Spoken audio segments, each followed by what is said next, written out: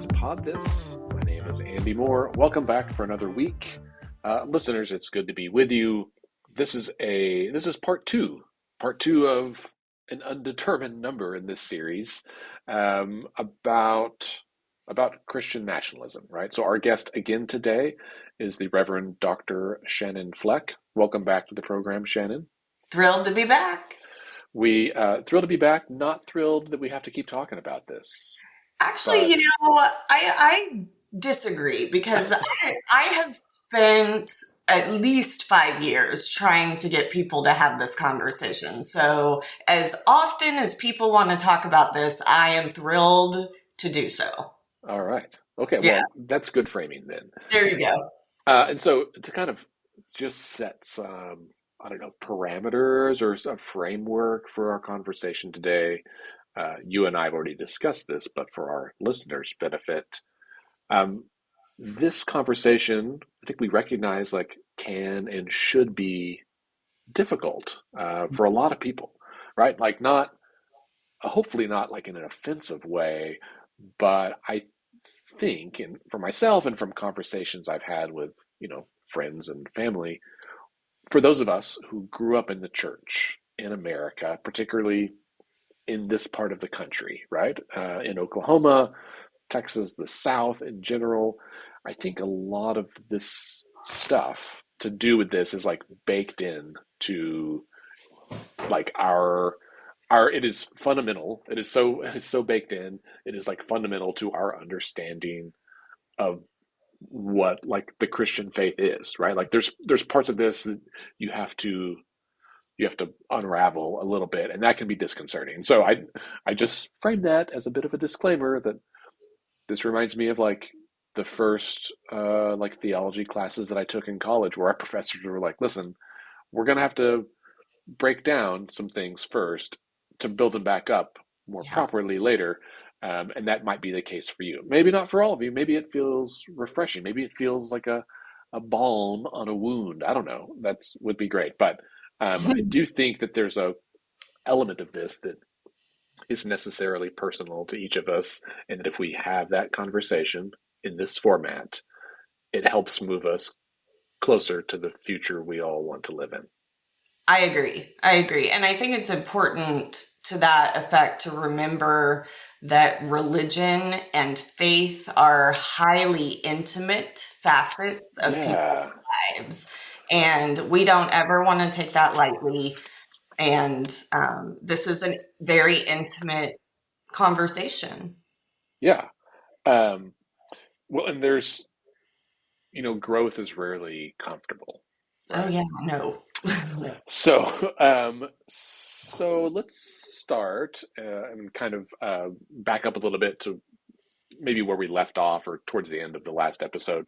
And can you, however you want to define Christian nationalism, but let's start there with the definition of what we're talking about, because I think those terms are thrown around and everyone kind of half understands them, but we don't really fully appreciate what we're talking about. Right. Christian nationalism is the viewpoint that God and Christianity are intertwined with the founding of our country, and that this is at its very core a Christian nation. And more specifically, Christian nationalism is a political movement that utilizes religious language. Right. Mm-hmm. I'm sorry, I'm opening the newspaper here. I have several copies of the Oklahoman on my desk, as you know, and I'm going to quote, I can't believe I'm saying this, but Oklahoma pastor Jackson Lahmeyer. Yeah. Okay, let's go. Who? So this copy of the Oklahoman is from January 14th of 2024, which was a Sunday, and on the front page, right, 1A above the fold, Christian nationalism on the front, right next to "Stitt and the tribes remain at odds." Mm-hmm. And so this story is by Carla Hinton from the Oklahoman, and it really, the first half centers on Jackson Lahmeyer. Some of listeners may know he ran for governor, last time, he is, by all accounts, including his own, a Christian and a nationalist. In fact, so my quote here is he's kind of saying like, well, some people oppose Christian nationalism because the media tells them to, which is not always the case. But he says his definition of Christian nationalist is someone who, like himself, who prefers to vote for a fellow Christian who ascribes to the quote America first political strategy. Quote, I'm a Christian who is a nationalist, not a globalist. Um, and I will admit, I laughed out loud a little while Mhm. ago when I was rereading this, where I was like, oh, well, there it is. He says it, both the words together in the same sentence. Right out of his mouth. There it is. Yep. And and so, Shannon, the way that you broke it down, I think is helpful, right? There are two elements here that are not necessarily always intertwined, but when they are, like a dark magic happens, Right. right? Like sometimes you can mix broccoli and chocolate, and maybe it's not the best mix, right? You can mix peanut butter and chocolate; it's way better. But Delightful. with these two, it's a bit like mixing. I don't know. I was gonna give two incendiary like bomb components, but that's not what this podcast is about. Yeah. Um, but when you mix a religious ideology and in this case, it happens to be a Christian ideology, right? Um, and a political, in his words, right, a political strategy. Uh-huh. That phrase seems like a very weird thing for a pastor to say. Right. Doesn't it? And he when he's quoting that is very interesting because when you think about the mentality of America first, that's highly rooted in we are God's chosen country and nobody else matters, which is very anti-biblical. Yeah. So where do we get the idea that America is a Christian nation? Because Well, I mean, like yeah. I've grown up with that, not assumption, but like that belief was probably just like imparted to me, but I never really thought about it Hmm. until the last few years. Well, it's thought of that way because it's baked into our history. And in version one of this podcast, I referenced the doctrine of discovery, did not go highly in depth on that, but the doctrine discovery is actually a papal bull that came out of the Vatican upon the discovery of the land that is now the United States, along with everything west, like all the way Right. to South America. Right. And it stated, and I quote, any land not inhabited by Christians was available to be discovered, claimed, and exploited by Christian rulers, and declared that the Catholic faith and the Christian religion be exalted and be everywhere, increased and spread, that the health of souls be cared for, and that barbarous nations be overthrown and brought to the faith. And Okay. that came out in 1493. May 4th, 1493 is the authorship of that papal bull from the Vatican, which then went on to grant permission for European countries to colonize other nations because those other nations weren't Christians like they were, and therefore their land was up for grabs. Right. And I think so. I think to understand that doctrine of discovery, right, you have to like put your mind in the place of a 18th century, I don't know, 15th century. or for 15th century, like yeah, I guess that's true. I'm thinking We're of like when America was founded, but not when there yet. yeah, we're not even there yet, right? So You're a couple hundred years before that, yeah, 15th century conquistador or explorer or whatever, right? right. Mm-hmm. We have I mean, the conversation around like Christopher Columbus is a good example of this that I think is starting to be more mainstream, right? Like, it's not just that like a dude got in a boat, came over here, and was like, "Oh my gosh, look at this land, everything's great. Like, we'll be friends with the natives." No, there was like raping, pillaging, murder, disease. It was not a friendly No. encounter. And they were Um, given permission from the faith to do that.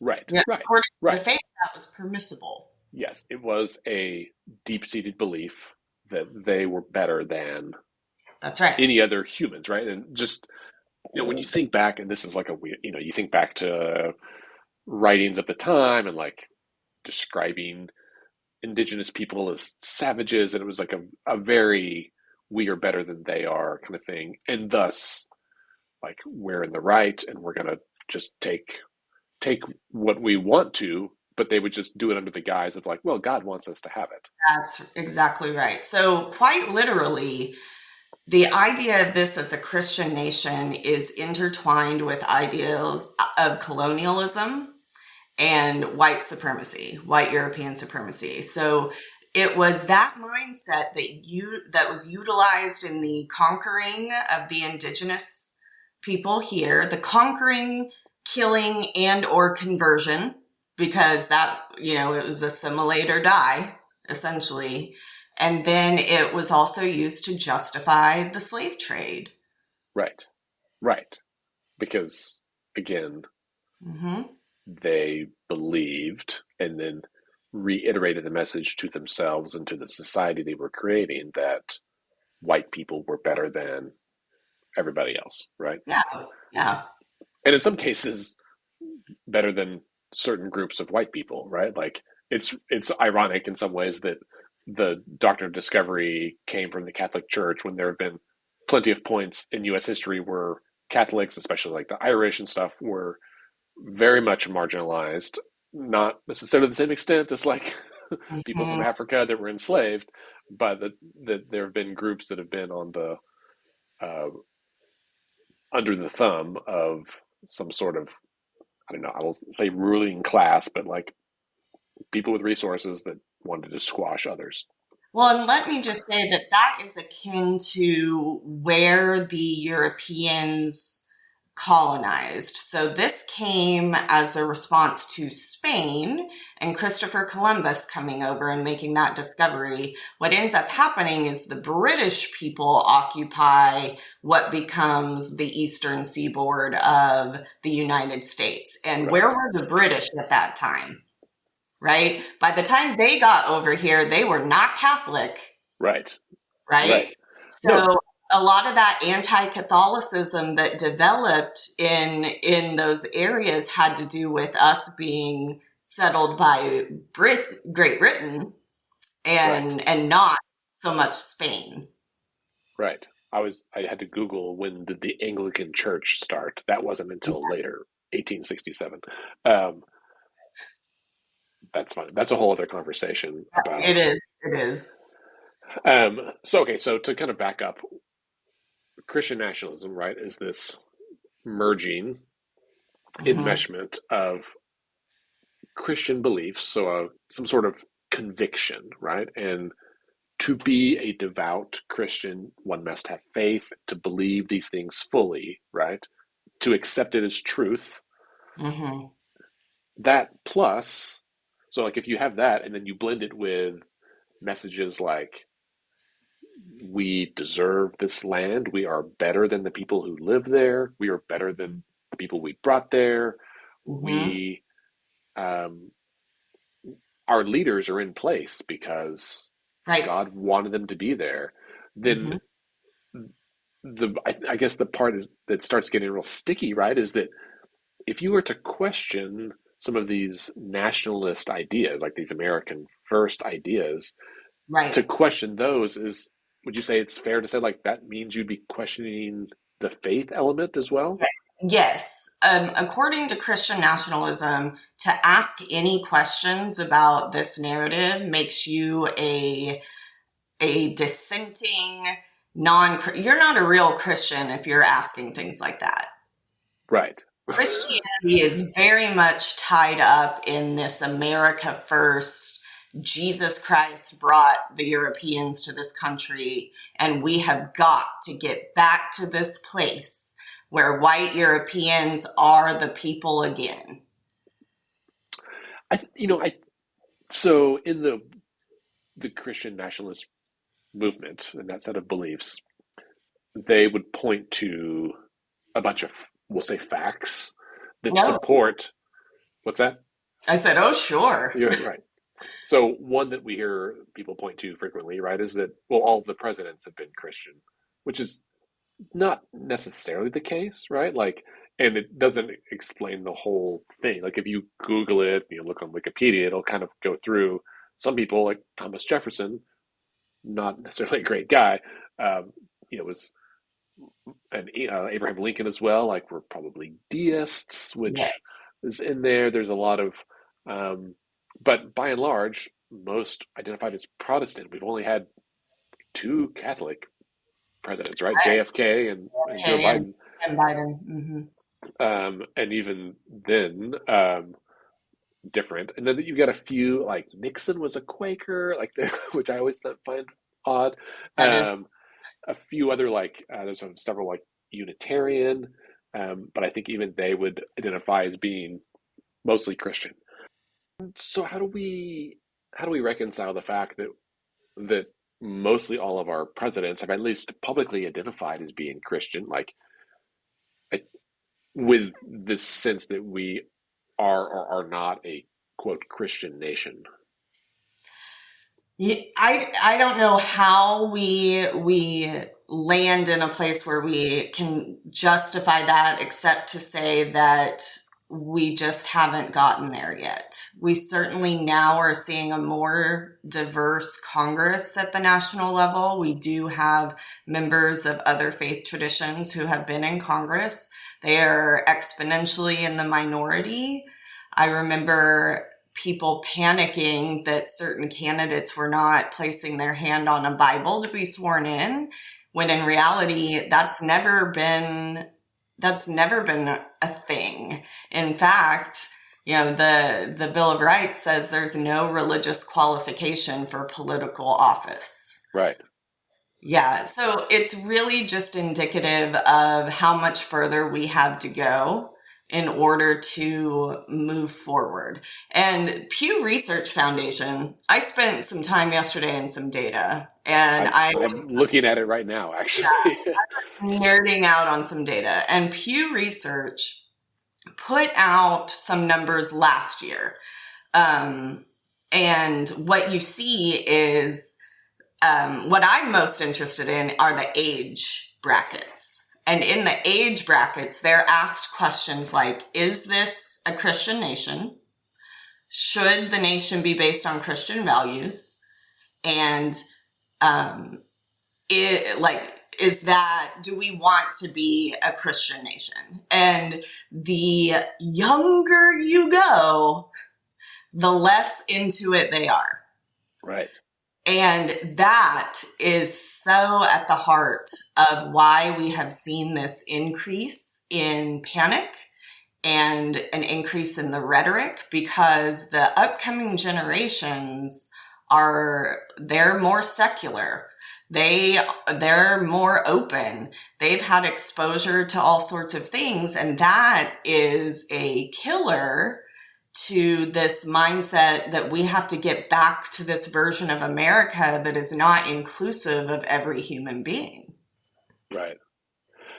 It's so this, and I'll link to this Pew Research article in the show notes. There'll be a couple of them. So the one that you sent me yesterday, right? This is their most recent one that came That out. is not Just you.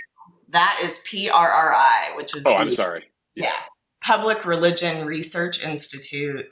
Absolutely link it, because that is the most recent data to come out, and it just came out last week. Right. And then I've got an article from Pew from 2022 where they asked some of these questions. And I think a lot of the stuff they ask more frequently, but it strikes me one about age, right? The breakdown by age.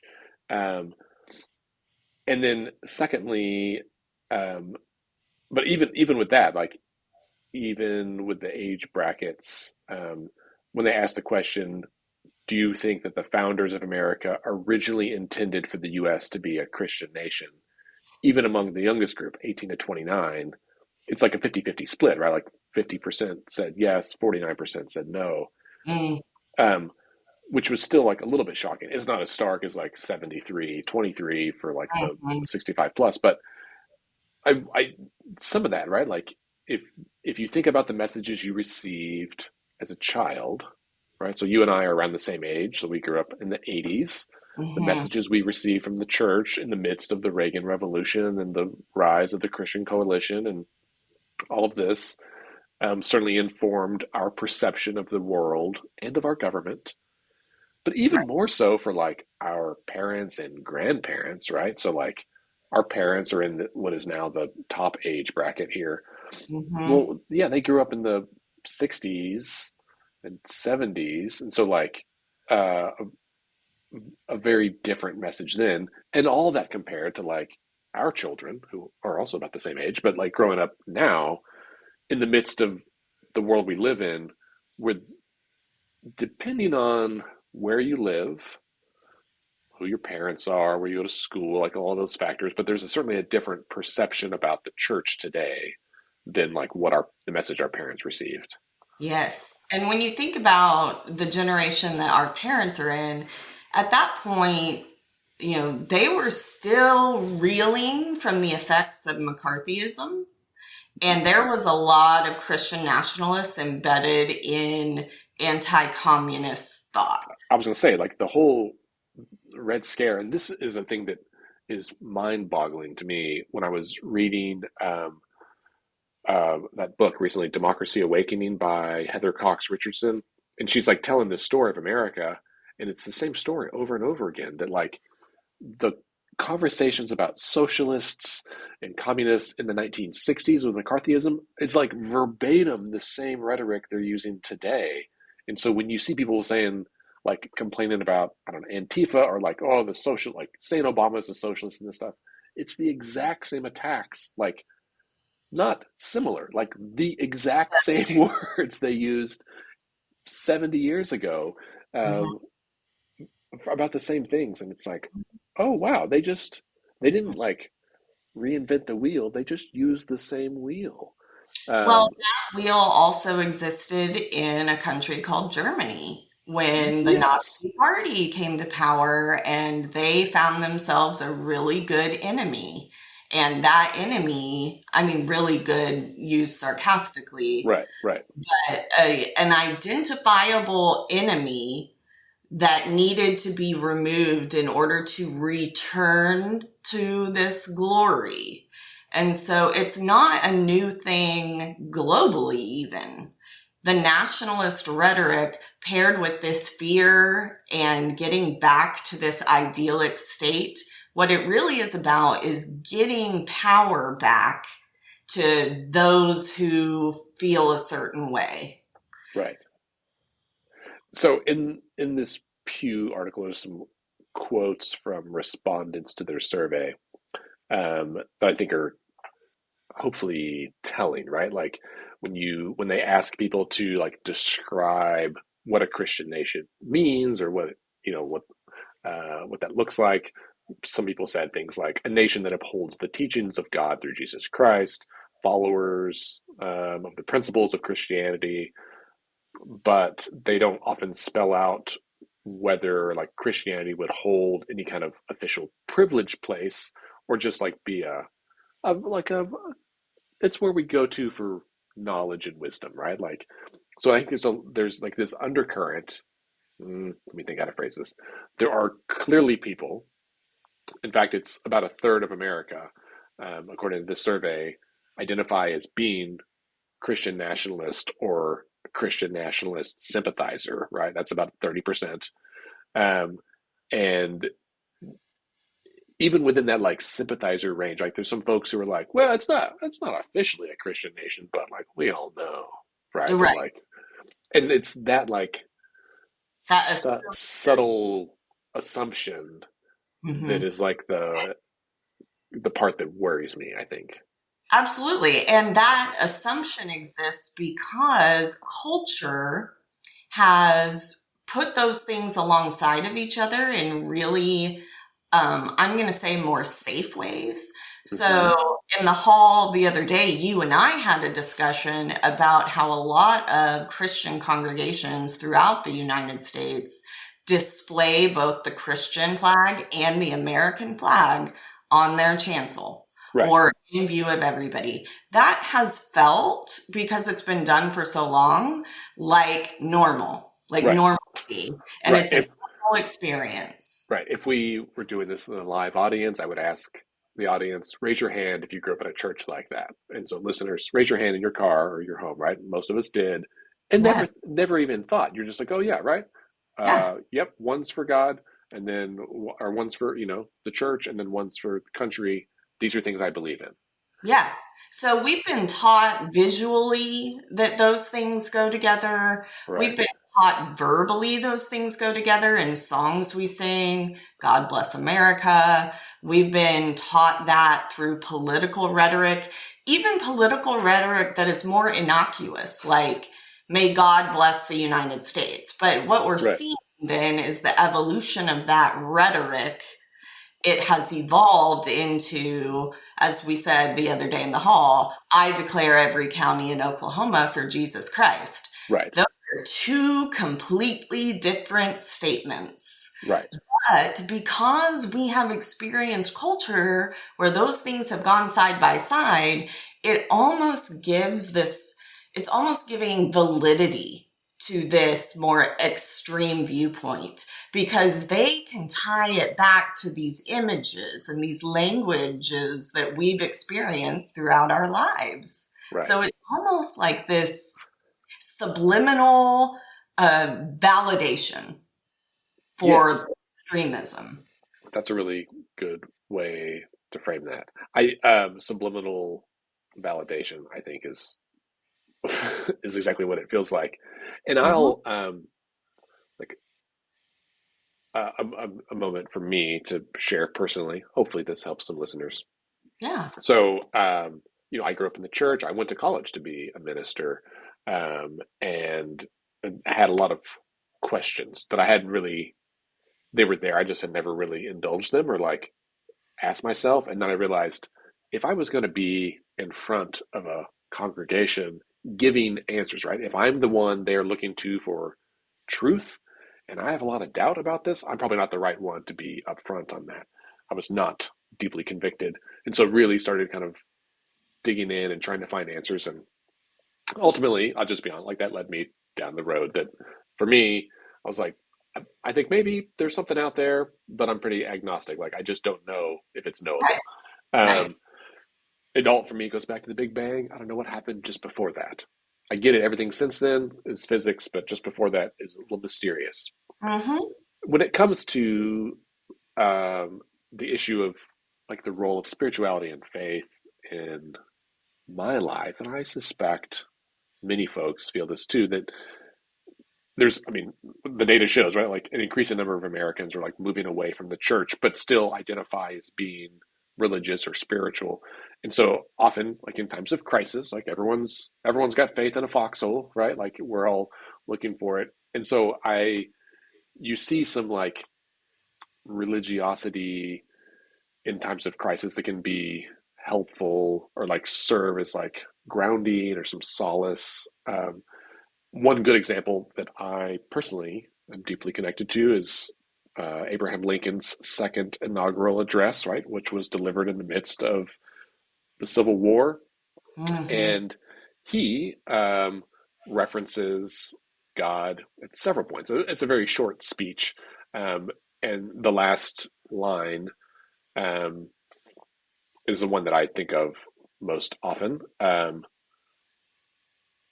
Oh wait, excuse me. I'm gonna say the last line first. I'm gonna come back to something that gets back to what we were talking about. But the last line is with malice toward none, with charity for all, with firmness in the right, as God gives us to see the right.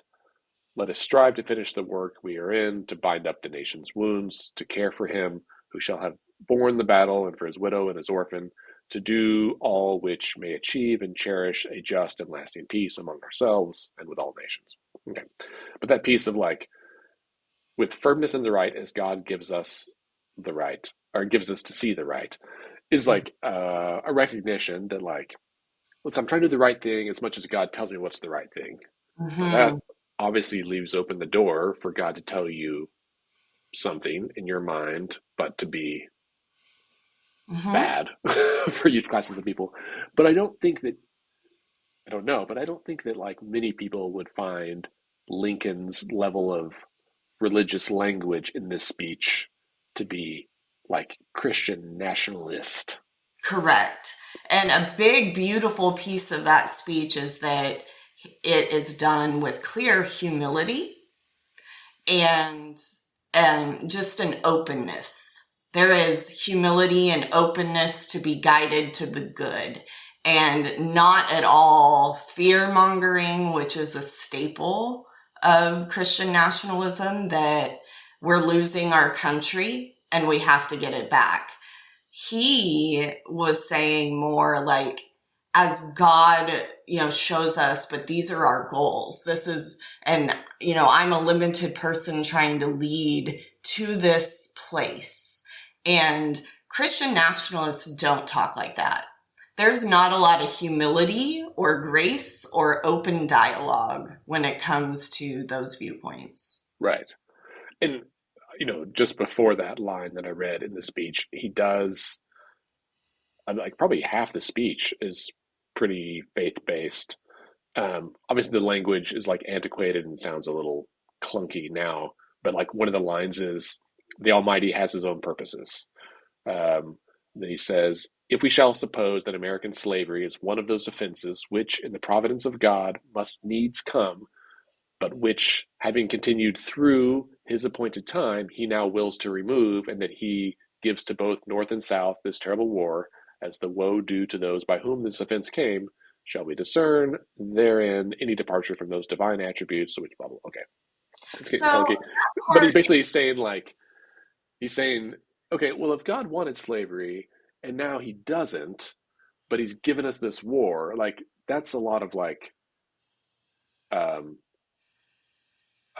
like pulling yourself out of responsibility for the actions. right.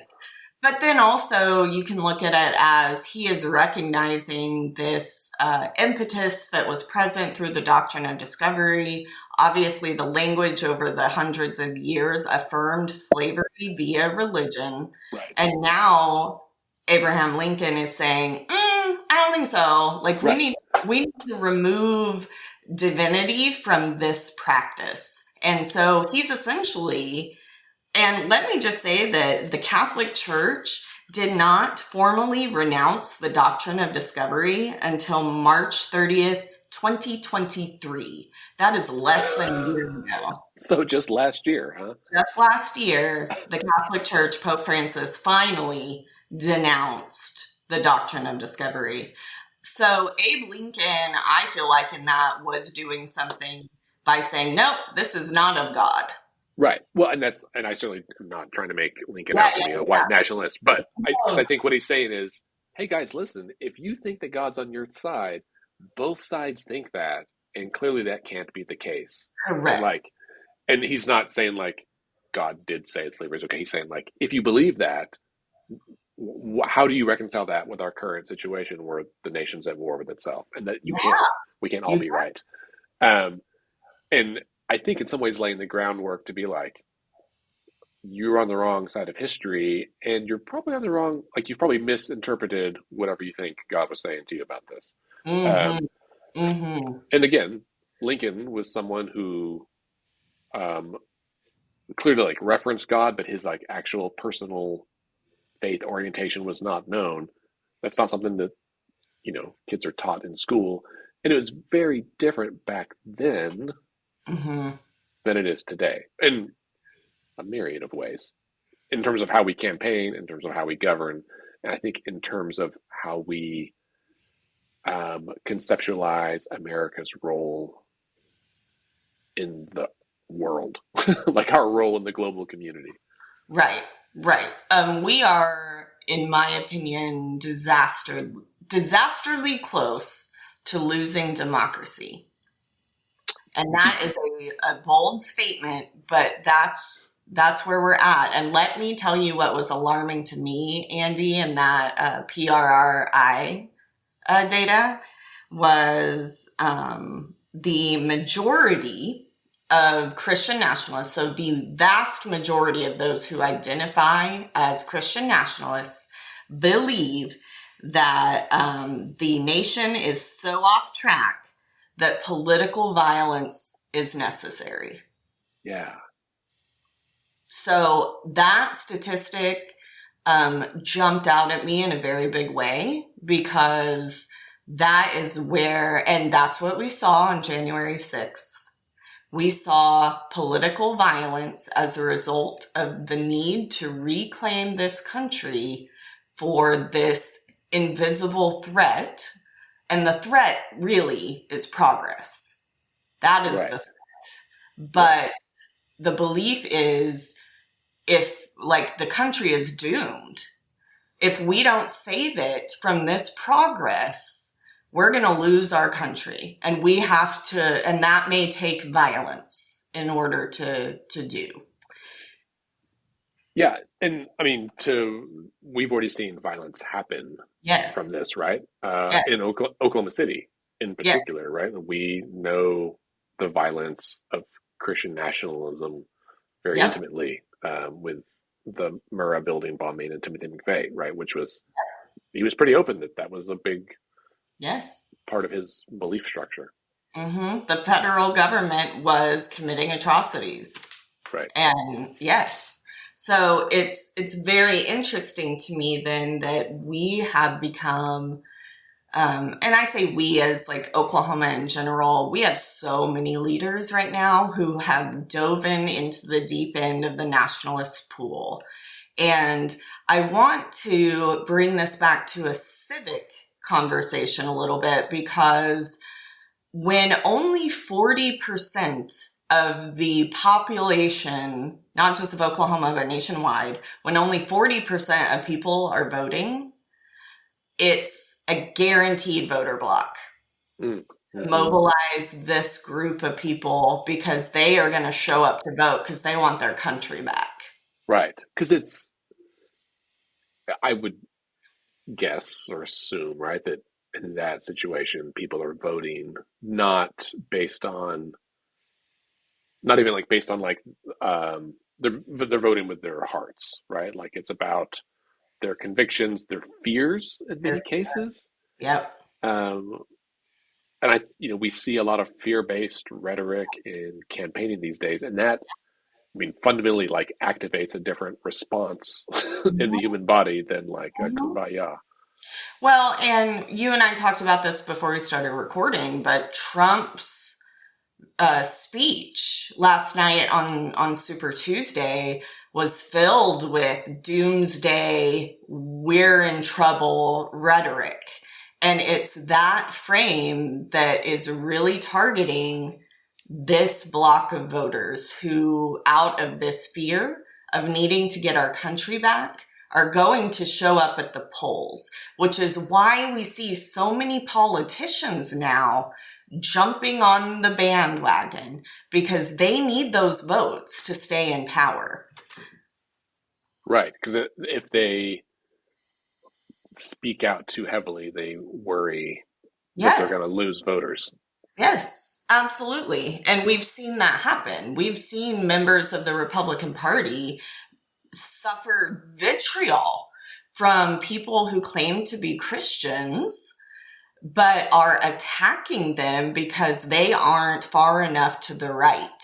They haven't jumped into the Christian nationalist pool. They're trying to stay in a more, open place, adhere to the constitutional values under which this country was founded. Because I also just want to say the First Amendment was adopted on December 15th of 1791. That is almost 300 years. That's 298 years after the Doctrine of Discovery was written. Right, And they intentionally put that there will be no establishment of a religion in this country, even after 300 years of Doctrine of Discovery. right, right. The like I think a contributing factor to this is the information silos in which we live, right? Um, and if you go to, let's say, an organization on the other side of this conversation, Hmm. perhaps the Heritage Foundation, right, which is a Hmm. probably the largest, certainly most influential conservative organization in the country. Um, they have a whole article that's just called, it's from May of last year, called "The Dog Whistle of Christian Nationalism," and it's three key takeaways. I like that they summarize it right up top, so you don't have to read the Right whole thing. on. Takeaway one: the term is mostly used as a smear against conservative Christians who defend the role of religion in American public life. Hmm. I think we could poke some holes in that of like, You think? well, first of all, I just you're like, what role of should religion have in American public life, if any? This is the other question. It's not anti-Christian. It's just like, just, is it religion personal? Keep it to yourself. Correct. Personal and intimate. And then second, um, um, it just says Jared Yates Sexton likens the resurgence of, quote, Christian nationalism in America to that in Russia under Vladimir Putin and Hungary under Viktor Orban. Who, Mhm. okay, if you're defending Putin and Mhm. Orban or something, like if you brought them into this conversation, well, this is a weird, You're it's way already red flag. taken, right. And Red flag. then the third one is its lack of standard definition allows critics to bundle evils like white supremacy and racism with standard conservative views on marriage, family, and politics. Again, words matter. I appreciate that they said that white supremacy and racism are evils. I would agree with that. But saying standard conservative views on marriage, family, and politics, those might be standard. I don't know. They didn't articulate what those views are. Um, but I don't know how, like, I mean, I can think of how Christian nationalism might influence, you know, marriage, politics, and family, but that's not what we're talking about here, right? Like, those things have not come up. We're talking about the enmeshment of this particular religion with a nationalist identity. Mm-hmm. And I mean, this is like a different conversation, but we see bad things happen when any religion is enmeshed with like that level of patriotism or national identity. There are certainly countries that have um, deeply held religious beliefs that are tied with a national identity for other religions. Mm-hmm. Um, and those countries and that ideology has been a frequent target Mm-hmm. of this country, right?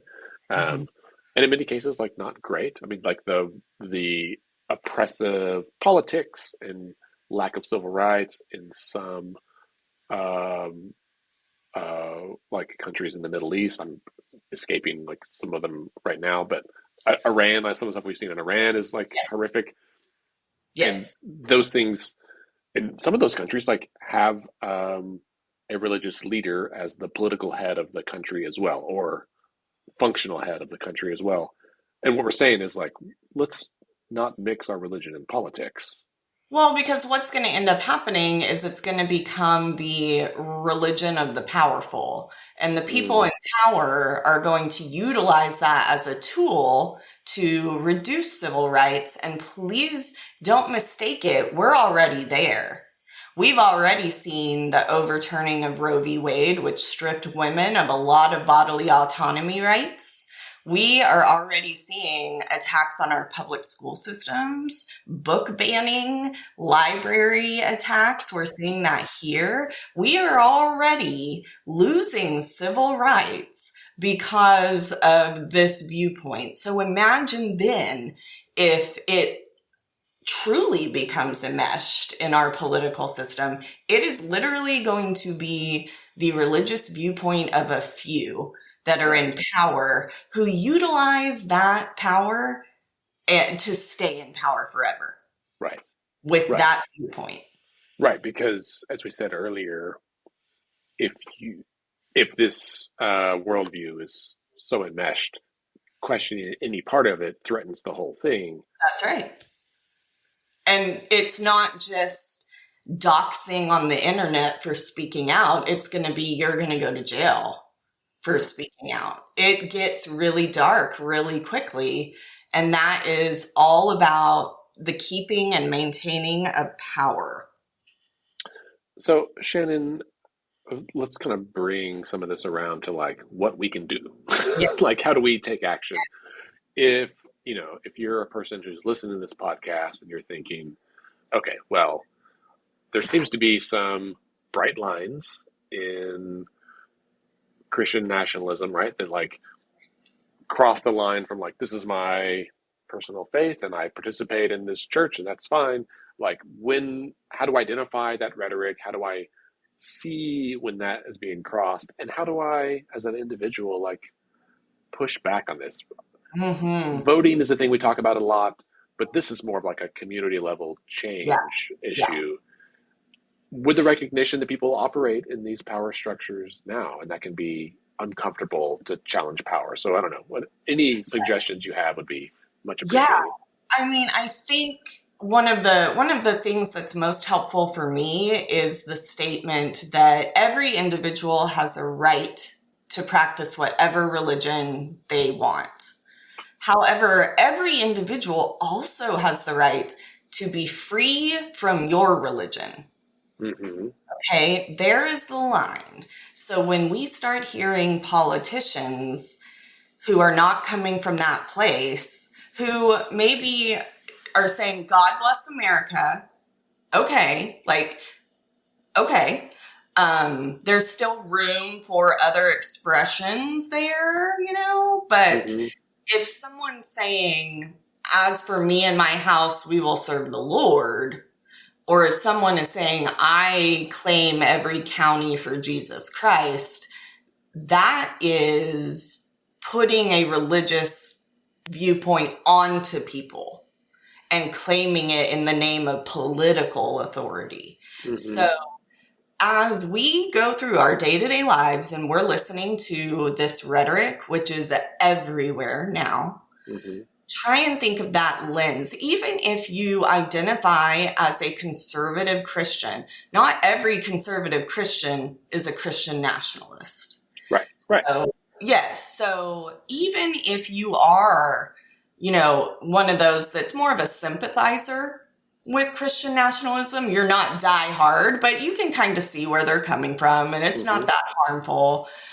I would encourage everyone to try and take that lens of, okay, but what does that really mean for people who are of a different faith tradition, who maybe aren't sure about their faith tradition, or maybe they don't practice any faith tradition? Is there room in what this person is saying for those people?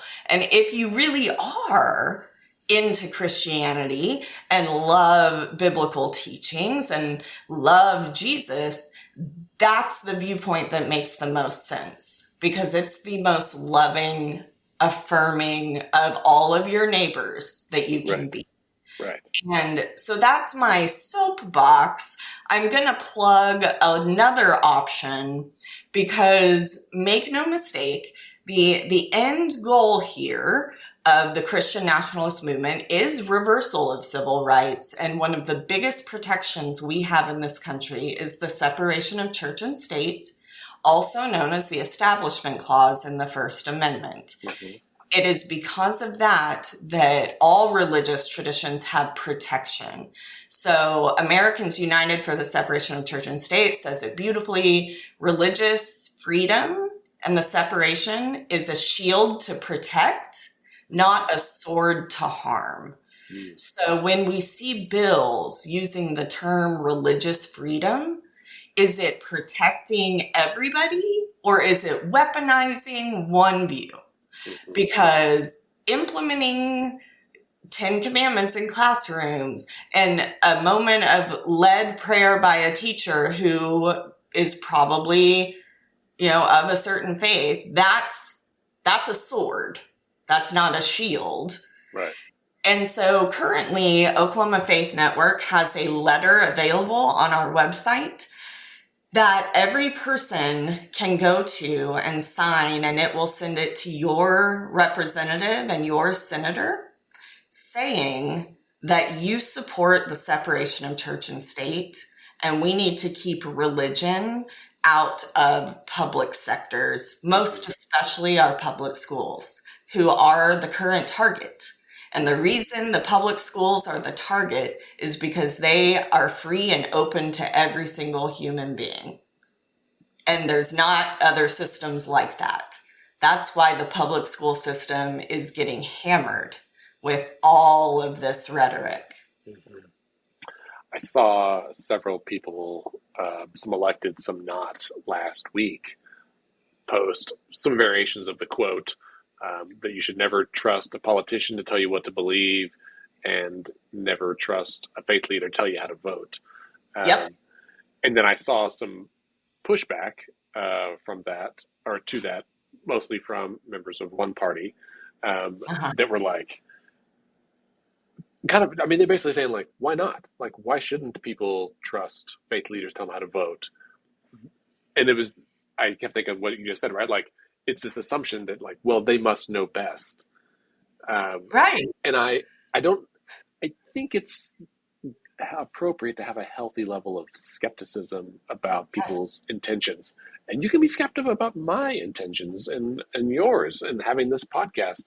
Um, we're not trying to hide anything. Like, our intent No. is to tell you to be critical. I mean, not punitive, but like think critically, right? Yeah. Examine, be skeptical, be curious. That's a better phrase. Let's be curious Mhm. about how things are the way they are and why people say what they say and what are Right. the impacts of this stuff. Um, but I think just on that quote that people posted, I was like, oh, I think there's a lot of folks who are probably like, oh yeah, I don't want politicians to tell me what to believe, unless that politician is also a faith leader, and then it's okay. And so that's where this happens, right? Like that crossover is like, I've got all my answers in one place. I don't have to think for myself. This guy's going to tell me how to think, what to believe, how to vote, and I'll just Which trust is him. which is incredibly attractive when you're scared. So when Yeah, people are creating a world when you are fearful, then the person with the most certainty is the most cozy because they're for going to tell sure. you what to do. Right. And Yeah. that's interesting. That's tough too, because like life is busy and, Yeah. most people don't have time to like Hmm.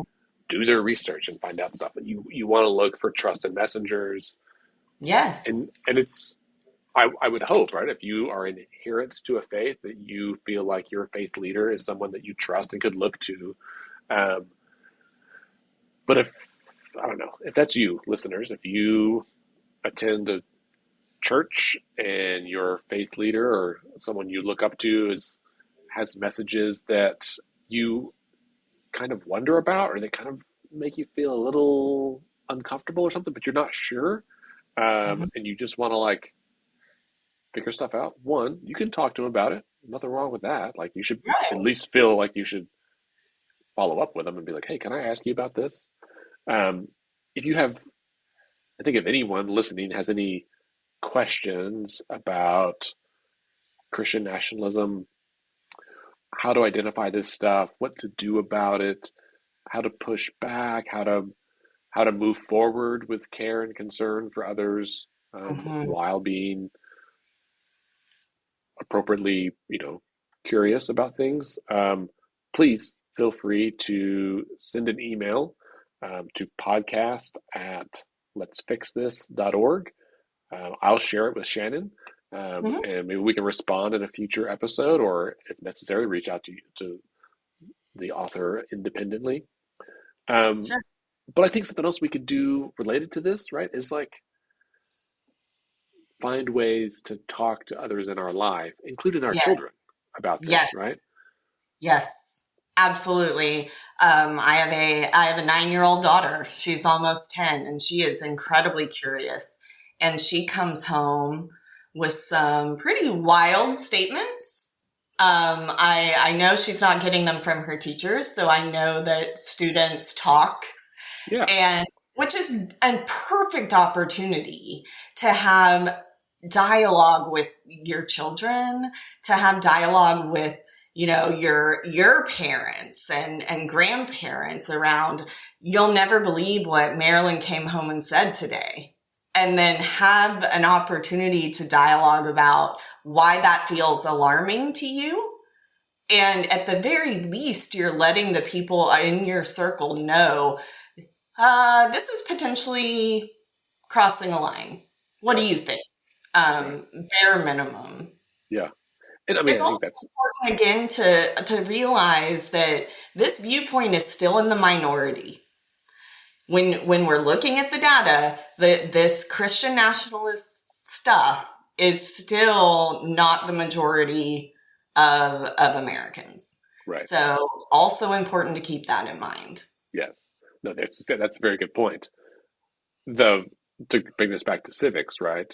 Yeah. Um, the voter turnout among this group is pretty high, right? They are very Yeah. impassioned people. They're very They convicted vote. people, and so they vote at a very high rate. And Yep. so when it feels like a vocal minority is driving the narrative, it's probably because more of them are speaking, right? Yep. And so listeners, for you, that's something else you can do, right? This is about whether it's talking to your friends, your kids, writing op-eds to your local newspaper, whatever it is, like this is conversations that you can have. They might be nuanced. You're not trying to win over everyone in the first conversation, but sometimes opportunities will present themselves for you to have a conversation, and let's find ways to Mhm. have that. I Mhm. have some. We'll kind of wrap up here, but I have some friends they have three kids that are like middle school into high school now, and the parents are pretty liberal, right? Like pretty Mhm. outspoken liberal, not like Mhm. aggressive, but just like you know, it seems weird to be like say this is like a flaming liberal thing to have like a Black Lives Matter sign in your yard or that kind of stuff. But they're environmentalists and pretty outspoken liberals. And their Yeah. kids know it, and but their oldest child is in high school now and has started kind of pushing back on some of the liberalism, and it's like really freaking out the parents, right? Of like, oh my Mm. gosh, and it's like, okay, well, first of all, like every kid wants to be different than their parents, and like Yeah. some differentiation is very normal, and it is also, I think, forcing the parents to more closely examine their own liberal beliefs about stuff and be like, okay, why do I believe this? And like, is it defensible? And can I articulate why this is our values? Which I think Mm. is really healthy. And we've had this conversation of like, it's hard. You want your kids just to like, everyone wants their kids to like fall in line, do the right thing, but we also want them to be independent thinkers, and we just want them to be independent like us or something. And so it is, I think, a healthy and helpful exercise for all of us to like examine why we believe what we believe, and that's an ongoing thing that you don't figure it out when you're 21. You don't figure it out when you're 42. I'm sure in 20 years, I'm in my 60s, I'll be questioning stuff once again, right? Let's That's okay. hope. I mean, let's hope that our minds never settle into the cracks, and we make it a habit to be lifelong learners. Right, right, right. Yeah. We change in all kinds of ways, right? I was Hmm. I was eating some pasta this week my wife made with artichokes in it, and I was like, man, this is delicious. And I just laughed to myself of like 20-year-old Andy would have abhorred that I was eating, much less enjoying like artichoke hearts and pasta. But as like as a silly example of like, listen, we all grow and evolve, um, and society should as well, right? And we Yeah. hope that we're moving towards a more perfect union and not away from it. Right. Exactly. A perfect union for everybody. Exactly right. Well, Shannon, this has been delightful as always. Thank you so much for being on again. Yeah. We'll do it again, I'm sure. Listeners, thank you for being here again. If you have questions or thoughts, whatever, and you want to share, please send an email to podcast@letsfixthis.org. We'd love to hear from you. We always love hearing from you, and I try to respond to each and every email I receive. And in this case, I'll definitely loop in Reverend Fleck as well. As a reminder, decisions are made by those who show up. I know we just had Super Tuesday. That means our next elections are in, I think there's some in April, as well as filing deadlines. And then June, August, November, it's a big year. And we're going to be having a lot more opportunities for you to get involved in the coming months, because now that we're kind of through some of this stuff, it's go time. The legislative session is still happening. And as we move into like the general election season, forget about the presidency. That's a thing. That's a race that will happen. But there are tons of other races on the ballot that are much closer to home, that have a much more direct impact on your life and mine, and that you can have a much more direct impact in as well. So, decisions are made by those who show up. Please, please, please find ways to show up. All right, on that note, have a great weekend.